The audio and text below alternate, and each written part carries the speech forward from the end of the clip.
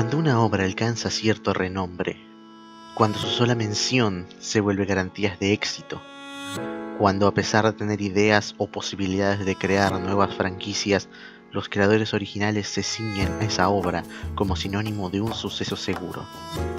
El momento en el que la obra alcanza ese nivel es, ¿cómo decirlo?, inevitable que se trate de explotarla de la mayor cantidad de maneras posibles. Las secuelas, armas de doble filo, suelen ser una de las favoritas de las productoras para continuar con un material que ya ha sido finiquitado. Valga nombrar ejemplos como Digimon Adventure 2, Dragon Ball GT o las más actuales Dragon Ball Super y Boruto. Estas obras generan una grieta en los fandoms, pues habrá una porción que acepte la nueva historia como parte de un canon propio, ignorando muchas veces los deseos del autor original e incluso sus personales estándares para poder disfrutar de ella. Mientras que por otro lado, siempre existirá ese grupo inconforme que no acepta nada que no venga del creador e incluso ignora las voces de alerta que le dicen que el creador mismo aportó su visión para la creación de su secuela autorizada. Arena de otro costal son los spin-offs, o también llamados refritos en un lenguaje menos foráneo. Se trata, para los no iniciados, de la práctica nada desdeñable de utilizar un elemento, ya sea ambientación, personaje, objeto, periodo temporal o simplemente nombre en los casos más descarados, y crear una nueva obra en base al mismo. Las series de secundarios, antagonistas, precuelas, intercuelas, etc. son ejemplos de ello. Estos trabajos comparten la característica de ser mucho más alienantes que las secuelas, autorizadas o no, pues no necesariamente están apuntadas al mismo público y generalmente suelen ser lo bastante diferentes del material original para tener sus propios fans independientes. Por todo esto, hablar del universo creado por Type Moon es una tarea que no debería tomarse a la ligera. Fate Stay Night, Tsukihime, Melty Blood, todos juegos de esta empresa que empezó como dos artistas independientes, forman una única e intrincada mitología, que a la mayoría no podría importarle menos, pues en definitiva, la obra magna de este grupo es su novela visual Fate Stay Night, la que los catapultó al estrellato y al día de hoy una de las franquicias más reconocibles del mundillo del anime. Teniendo tamaña gallina de los huevos de oro entre las manos, era obvio hasta cierto punto que tratarían de explotarla lo más posible. Aún así, no creo que incluso los más especuladores hubieran apostado por la cantidad de material complementario que existe de esta saga, que sin pudor ha tocado hasta ahora casi cualquier género que exista. La serie de acción original, el drama filosófico de Zero, las chicas mágicas con Prisma, que me peguen un tiro, hasta el Slice of Life de cocina este mismo 2018. Pero, si bien se puede decir, y con razón, que todo eso no son más que historias que transcurren en el mismo universo, o en uno muy parecido a veces, que no afectan a la original, y por lo tanto el término que usé antes, material complementario, es completamente válido, hay que tener en cuenta otras obras surgidas a partir de esta y que vienen avaladas por su formato primordial. Muchas obras de anime basadas en novelas visuales tienen como regla o ser un simple material publicitario para el juego en cuestión, o adaptar la ruta de la heroína principal, o héroe, no hay que discriminar, si acaso agregando algo de las otras rutas que no interfiera con la historia. Sin embargo, Fate Stay Night no es típica en ese sentido y sigue un lineamiento que ya se daba en su trabajo anterior, Tsukihime. Este juego no tenía ruta principal ni heroína principal. Puede que haya quien considere a Saber como tal, pero el juego está estructurado de tal manera que las rutas se consiguen en cierto orden para poder entender en profundidad la historia, los personajes y el panorama completo. Por eso mismo, Adaptar solo la ruta Fate en el anime fue la decisión correcta, pero a los ojos de alguien que hubiera jugado la novela le faltarían cabos por atar, sin ir demasiado lejos, las identidades de Archer y Ryder. Debido a esta naturaleza, cada ruta es, de alguna manera, secuela de la anterior, pero aún así, es Fate Stay Night en sí misma a la vez. Por eso, no creo equivocarme al decir que, si no vieron aún la película de Heaven's Feel 1, no lo hagan sin ver antes la serie original, primero, y Unlimited Blade Works después, ya que la experiencia estaría más que incompleta de otra manera. De igual modo, lo que quiero exponer es un asunto diferente.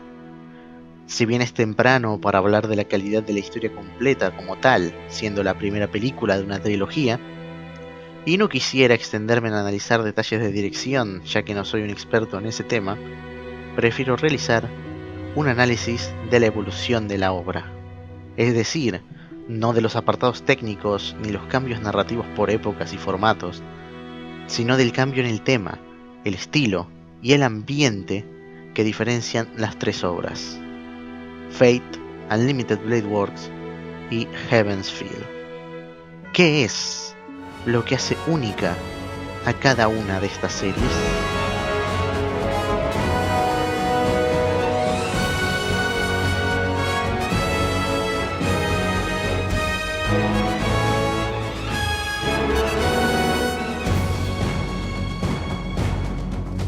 La primera de las rutas en adaptarse, en forma del anime Fate Stay Night de Studio Dean, fue la que vendría a ser la llamada Ruta de Saber.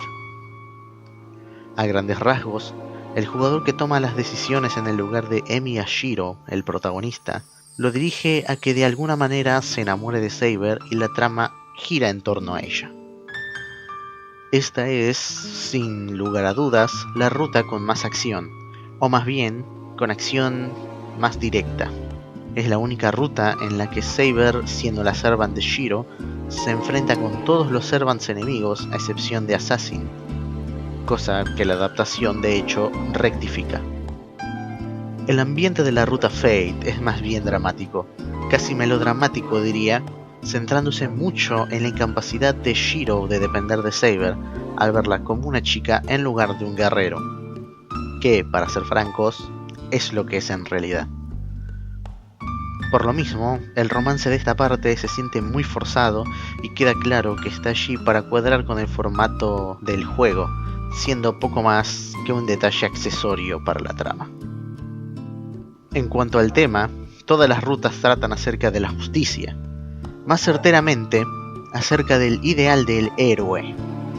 En esta ruta se explora desde un punto de vista algo ambiguo, ya que Shiro deja de ser el centro de atención llegando a la parte final y la evolución y desarrollo son para Saber. Por lo tanto, es Saber quien cambia su forma de pensar y acepta la de Shiro, es decir, el tema es la aceptación, aceptar el recibir ayuda, el dejar que otro se arriesgue al igual que uno lo hace por aquel.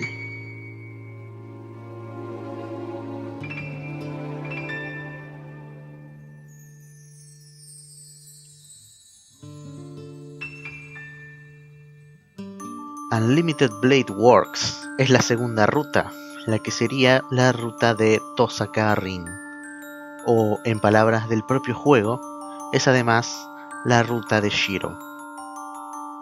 Aquí, Emiya Shiro es protagonista absoluto, y la historia romántica, si bien no es forzada como la anterior, sí que es accesoria. Lo que prima en esta ruta, adaptada al anime por el estudio Ufotable, es la introspección, la búsqueda de la identidad. Aquí Shiro acepta el papel de Saber como su protectora con más facilidad, pero es la ruta en la que más combate por sí mismo. Es donde más se hace énfasis en que Tosaka es más habilidosa que él, pero igual es él quien resuelve los mayores conflictos. Aquí el tema es el compromiso. Shiro toma su ideal imaginario y lucha para hacerlo realidad. Se compromete con su deseo de ser un héroe y trabaja para conseguirlo. Sin haber terminado Heaven's Feel, no puedo negar que a pesar de que no es un personaje de mi agrado, el tratamiento que los autores hacen de Emi Yashiro en esta ruta es fenomenal, y la razón por la que esta ruta me gusta tanto en general. Un desarrollo de personaje espléndido. Pero lo que más importa ahora, la razón de hacer este video.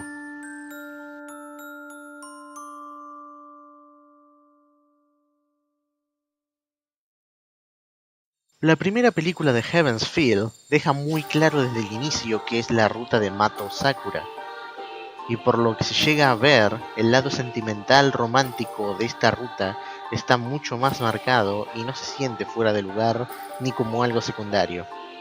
La presencia del abuelo de Sakura como antagonista ayuda a dar esta sensación. Es evidente, más allá de las escenas salteadas a modo de introducción, que se espera que uno haya visto las obras anteriores antes que esta. Las participaciones de Assassin, Caster, Ryder y Lancer desde el inicio, y la revelación temprana de la participación de Kiritsugu en la anterior Guerra del Grial son claros elementos que no se llegarían a captar si no se conoce a los personajes y situaciones de antemano. El tema principal de Heaven's Feel aún no se llega a revelar del todo en la primera entrega. Es comprensible, ya que la historia recién comienza y no es normal que se planteen así todos los pormenores. Sin embargo, ciertos diálogos en la situación terminal en particular me llevan a pensar que en esta ruta Emilia pone un poco en duda su ideal de justicia. Por último, creo que la ambientación es un tema en sí mismo. Una pequeña advertencia, a partir de aquí empiezan posibles spoilers, si no de los acontecimientos, al menos de la estética general de la película, así que seguid bajo su propio riesgo. Con la aparición del otro Assassin, con Mato Souken como antagonista y la sombra negra que lo devora todo, Fate Stay Night deja de ser una historia de acción y fantasía urbana para meterse de lleno en el horror éldrico. Es decir, el terror en el que la causa del miedo es algo sobrenatural e incomprensible y que asusta justamente por eso. La atmósfera es pesada y la sensación de que la sombra puede matar a cualquiera en cualquier momento es constante. Además, el personaje del segundo Assassin es amenazador porque es evidente que no podría ganar una pelea contra los demás Servants. Son sus métodos los que demuestran lo terrible que es en realidad un asesino. Un personaje frío, sin reparos en mentir, huir y engañar, y cuyo único fin es que el otro termine muerto. La forma en que se muestra cómo trabaja su poder, además, se ve inquietante, agregando mucho al ya de por sí pesado ambiente.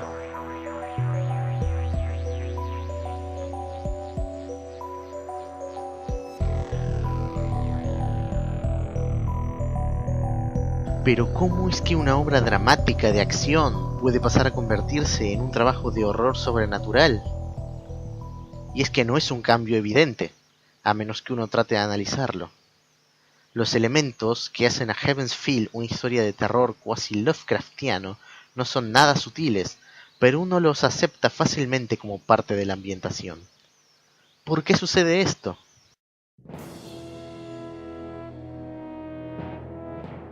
Es porque, a pesar de lo que había dicho, Fate Stay Night nunca fue una historia de acción sobrenatural, ni un trabajo introspectivo sobre la búsqueda de la identidad, ni una obra de fantasía urbana, ni un relato de terror cósmico. Muy en el interior, tal vez por el estilo mismo del escritor, Fate es una obra que combina muy bien todos los elementos mencionados. No posee un género obvio, y eso es lo que hace que todas sus rutas, a pesar de ser muy diferentes en temas y ejecución, se sienten como parte de un mismo todo, como distintas formas de la misma historia. La ruta Fate está centrada en la acción, pero el terror que da la inutilidad humana frente a seres superiores e incomprensibles, el horror de saber que hay humanos que no poseen ni un mínimo de empatía y disfrutan con el sufrimiento de otros, el gore explícito que demuestra la fragilidad de la vida en un mundo donde ésta no tiene ningún valor. Todo eso está presente aquí de todas formas. Unlimited Blade Works es una introspección del protagonista que busca su identidad y el valor de su ideal de justicia, pero el drama de la muerte injusta, la epicidad que solo puede lograr una batalla de proporciones magnánimas, lo visual de un combate que toma por completo la escena a tal punto de que la narrativa se centra completamente en ella, todo eso está presente.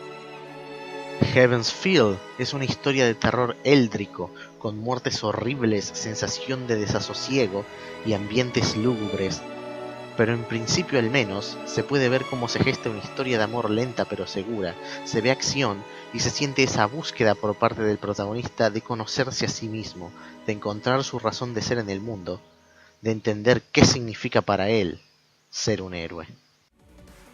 Creo que allí yace la mayor virtud de esta saga, que siempre ha sabido combinar las distintas facetas que contiene, dándoles mayor o menor importancia de acuerdo al objetivo de cada ruta, para que al final todo el trabajo pueda ser reconocido como un único ser, una historia que son tres historias, que Fate, Unlimited Blade Works y Heaven's Feel no son más que distintas maneras de explorar a los mismos personajes, de entender quiénes son, en fin, que no son excluyentes, que no son secuelas, que no son spin-offs y que no son versiones alternativas, que son, en definitiva, Fate Stay Night.